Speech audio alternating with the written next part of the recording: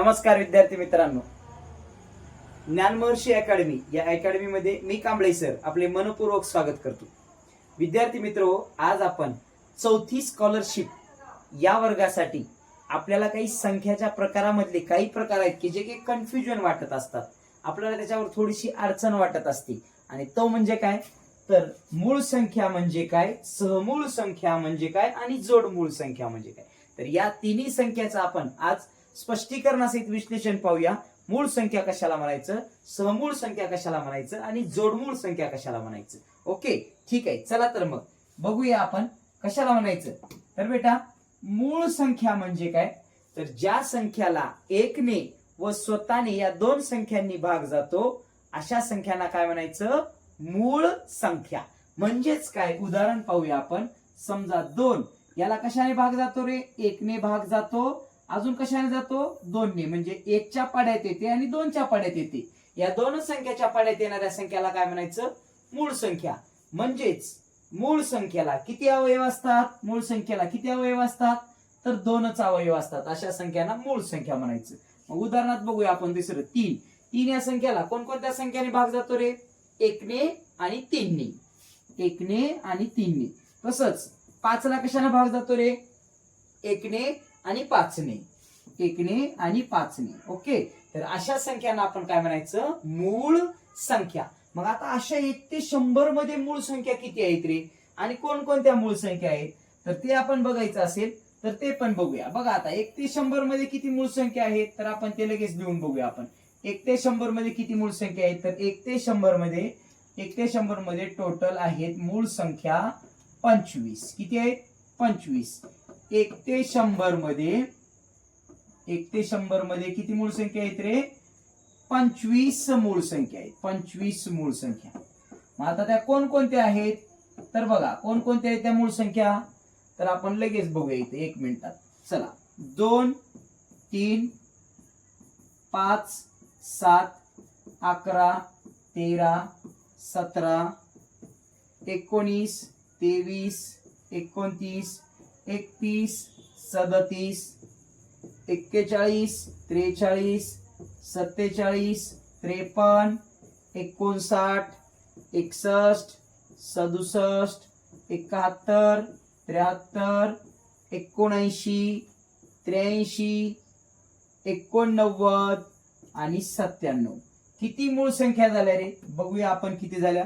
1 2 3 4 5 6 7 8 9 10 11 12 13 14 15 16 17 18 19 20 21 22 23 24 25। तर विद्यार्थी मित्रांनो, मूळ संख्या म्हणजे काय हे तुम्हाला आता समजलं असेल। ओके, छान। आता समूळ संख्या आणि जोडमूळ संख्या हे काय आहेत हे पाहणार आहोत। समूळ संख्या म्हणजे काय आणि जोडमूळ संख्या म्हणजे काय। मूळ संख्या मधल्या या दोन प्रकारात बऱ्याच मुलांना कन्फ्युजन होतं। चौथी स्कॉलरशिप तसेच 7वी स्कॉलरशिपला आपल्याला जर हे पाहायचं असेल तर त्यासाठी लक्ष द्या, मी 1 मिनिटात तुमचं क्लिअर करतो, कन्फ्युजन दूर करतो। मूळ संख्या आणि सहमूळ संख्या म्हणजे नेमकं काय आहे। तर बघा, सहमूळ संख्या म्हणजे कशाला म्हणायचं, जोडमूळ संख्या कशाला म्हणायचं। अगोदर जोडमूळ शिकून घेऊया आपण। जोडमूळ संख्या म्हणजे काय रे तर ज्या दोन मूळ संख्यामध्ये 2चा फरक असतो अशा संख्यांना काय म्हणायचं, जोडमूळ संख्या। किंवा ज्या दोन मूळ संख्यामध्ये एक संयुक्त संख्या असते अशा संख्यांना काय म्हणायचं, जोडमूळ संख्या। बघा मग आता कसं तर बघा इथं बघा 3 आणि 5 या दोघांमध्ये कोणती संख्या आहे रे, या दोघांमध्ये कोणती संख्या आहे तर या दोघांमध्ये 4 ही एक संयुक्त संख्या आहे आणि म्हणून या दोन संख्यांना काय म्हणायचं, जोडमूळ संख्या। याला काय म्हणायचं, जोडमूळ संख्या। कोणाला म्हणायचं रे जोडमूळ संख्या तर या 3 आणि 5 ला म्हणायचं। किंवा त्याची व्याख्या अजून एक असं म्हणता येते मला, 5 आणि 3 यांची वजाबाकी जर केली, 5 वजा 3 यांची वजाबाकी केली तर किती येते रे, 2 येते। म्हणजे ज्या दोन मूळ संख्यांची वजाबाकी 2 येते अशा दोन संख्यांना काय म्हणायचं, जोडमूळ संख्या। मग 1 ते 100 मध्ये जोडमूळ संख्या किती आहेत, अशा किती आहेत जोडमूळ संख्या तर बघा, एकूण जोड्या किती आहेत, 8 जोड्या आहेत। किती जोड्या आहेत, 8 जोड्या 1 ते 100 मध्ये आहेत, बरोबर। 8 जोड्या 1 ते 100 मध्ये आहेत। कोणकोणत्या जोड्या आहेत बघा, आता मग इथे मी तुम्हाला दाखवतो। 3 आणि 5 ही एक जोडी आहे, 5 आणि 7 ही एक जोडी आहे, 11 आणि 13 ही एक जोडी आहे, 17 आणि 19 ही एक जोडी आहे, पुन्हा नंतर 29 आणि 31 ही एक जोडी आहे, पुन्हा नंतर 53 नाही 59 व 61 ही एक जोडी आहे, पुन्हा नंतर 71 व 73 ही एक जोडी आहे, आणि अजून कोणती राहिली रे एक जोडी, तर एक जोडी ह्याच्यातली राहिली, याच्यातली एक जोडी आहे 41 आणि 43 ही एक जोडी आहे याच्यातली. तर अशा एकूण 8 जोड्या 1 ते 100 मध्ये जोडमूळ संख्येच्या आहेत. आता सहमूळ संख्या कशाला म्हणायचं, तर बघा सहमूळ संख्या म्हणजे काय, तर ज्या दोन संख्याचा सामायिक अवयव म्हणजे काय रे, कॉमन फॅक्टर. सामायिक अवयव म्हणजे काय, कॉमन फॅक्टर. ज्या दोन मूळ संख्याचा सामायिक अवयव किंवा कोणत्याही दोन संख्याचा सामायिक अवयव जर एकच असेल तर अशा संख्यांना सहमूळ संख्या असं म्हणायचं. तर बघा आता उदाहरणामध्ये 5 आणि 7 या दोन्ही मूळ संख्या आहेत, यांचे जर अवयव काढले तर ह्याचा 1 आणि 5 येतो, याचा 1 आणि 7 येतो. दोघातला सारखा अवयव कोणता आहे रे, कॉमन 1. एवढा एकच अवयव जर कॉमन असेल तर अशा संख्याला आपण म्हणू शकतो सहमूळ संख्या. ओके.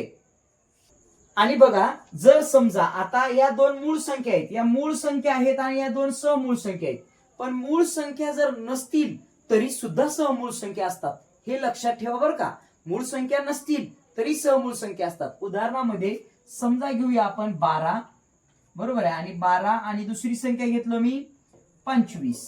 तर सांगा मला 12 आणि 25 यांचे जर मी अवयव काढलो, आता 12 आणि 25, तर 12चे अवयव सांगा. 1, 12चे कोणकोणते आहेत फॅक्टर, 1 2 3 4 6 आणि 12, म्हणजे एवढ्या संख्यांनी 12ला भाग जातो, याला अवयव म्हणतात, याचे 12चे अवयव. ओके. आता 25चे अवयव कोणकोणते आहेत सांगा. 25चे अवयव तर 1 2 आणि 25. मग तर याच्यातला कॉमन फॅक्टर कोणता आहे, सामायिक अवयव समान असलेला कोणता आहे रे समान अवयव असलेला कोणता आहे, तर फक्त एकच आहे.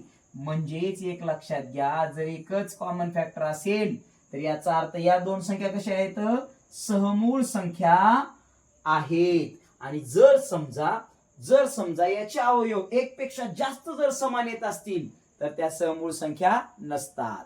म्हणजेच बघूया आता आपण कोणत्या नाहीत सहमूळ संख्या. मग आपल्या सहमूळ संख्या कोणत्या नाहीत तर ते बघूया. आता बघा मी सांगतो तुम्हाला, इथं समजा इथं 4 आणि 4 आणि समजा 10. आता या दोन संख्या घेतल्या, 4चे अवयव सांगा 1 2 आणि 4, आणि 10चे अवयव सांगा 1 2 आणि 5 आणि 10. तर याच्यात समान कोणता आहे रे अवयव, समान अवयव कोणता आहे, तर 1 पण समान आहे आणि 2 पण समान आहे. मग 2 जर अवयव समान असतील तर यांना मला सहमूळ संख्या म्हणता येत नाही. कारण का, सहमूळ संख्या म्हणजे काय, ज्यांचा सामायिक अवयव फक्त एक हाच असतो, अशांना काय म्हणायचं, सहमूळ संख्या. ओके. धन्यवाद. जर समजा तुम्हाला जर आमचा व्हिडिओ आवडला असेल तर त्याला लाईक शेअर आणि सबस्क्राईब करायला बिलकुल विसरू नका. धन्यवाद.